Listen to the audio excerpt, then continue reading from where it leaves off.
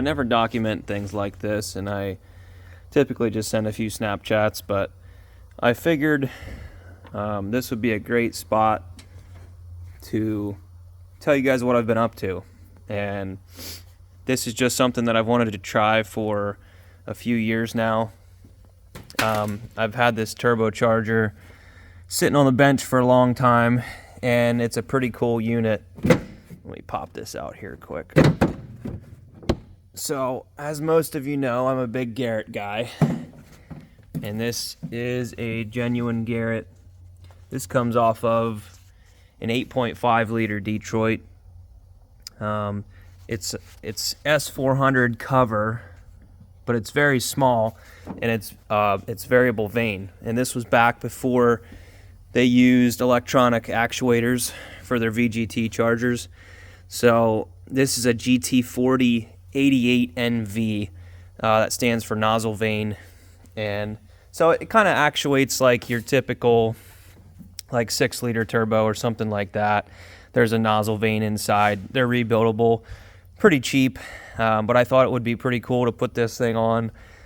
Basically, my bone stock 12 valve truck, stock injector truck. I'm the one that cut the wires off the pump, and I backed the timing up a little bit, but this is just a 5-speed truck. It's not my daily driver, but it used to be. I think it has 89,000 miles on it now, but anyway. So this charger is T6, obviously. So I have a T6 manifold on the truck. But the specs on it are 60 by 88 compressor, and it's basically like an HX35 turbine shaft. So it's like 70 by 60, I believe, with a 124 AR exhaust housing. I was going to use this provision for a wastegate. This is the factory spot for EGR on the Detroit, and it has a cool little flapper valve that would be perfect for a wastegate. But I think I'm just going to block it off right now and tackle this down the road. It doesn't really fit right, and I'll have to do a lot more fab to get the dump tube back into the downpipe here.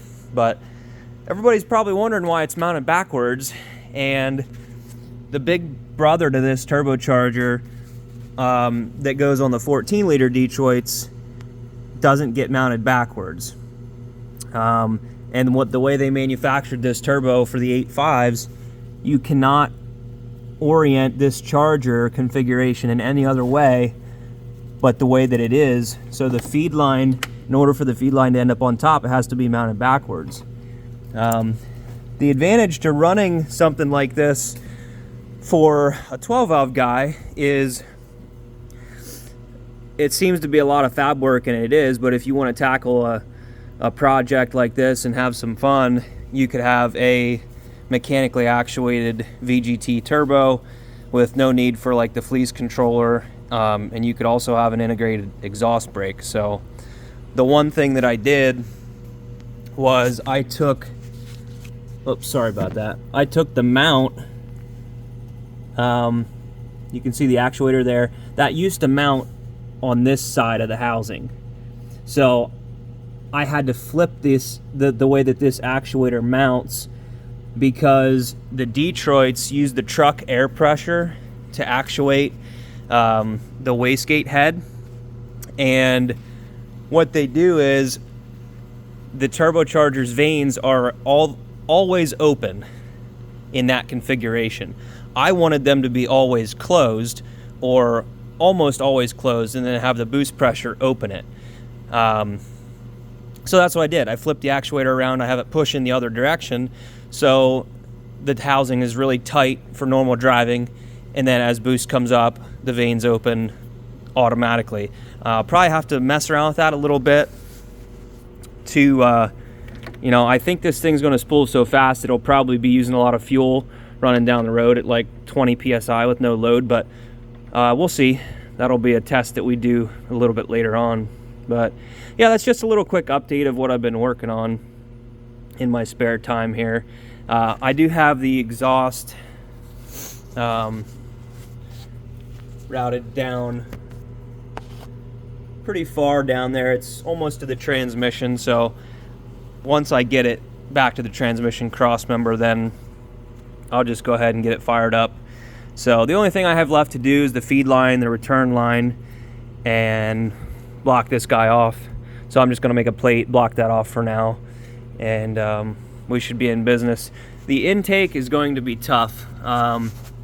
These coolant lines are probably going to go, and I have 2 rubber boots ordered that I think I can put one on there and then 190 across and have it come basically where these are now and then back into the factory air box. Don't ask me why, but I just really want to use the factory air box because I think it'll be cool. But anyway, obviously it'll get heat wrapped because it's kind of close to the oil filter. And yeah, but I'm excited to see what it does. This truck actually rips pretty good for a stock injector truck, and it always worked really good. It tows amazing, but had it laying around, I'm like, why not try it? Maybe makes a little more power. It's probably going to be more responsive than the stock turbocharger, but it should flow a lot more in the upper RPMs. I'm thinking it could probably make 450 horsepower with what I'm hoping is about instant boost pressure. So yeah, this is my first video like this, and it's definitely something different. It doesn't make sense for everybody to try it or do it, but that's what we're doing. Stay tuned.